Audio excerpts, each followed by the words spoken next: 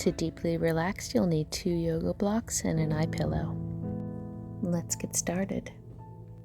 Take 1 yoga block on its middle level.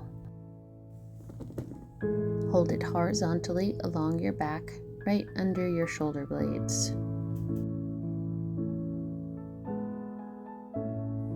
Gently lower yourself down onto your elbows and position the block securely beneath your shoulder blades.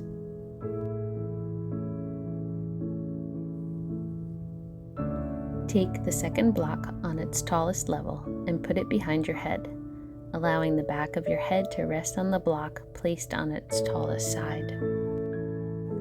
As your shoulder blades drape over the second block, you'll feel a gentle stretch, but adjust the height if needed for your comfort. Grab your eye pillow or an alternative and place it over your eyes. Extend your arms along your sides with your palms facing up. Make sure to have plenty of space around you. Relax your hands, your fingers, and your entire body. Feel free to experiment with your knees bent, your feet wide, or use a blanket to add comfort. You can even extend your legs or keep your knees gently touching. Relax your legs, glutes, hips, and lower back. Stay in this calming pose for at least a minute to reset your nervous system.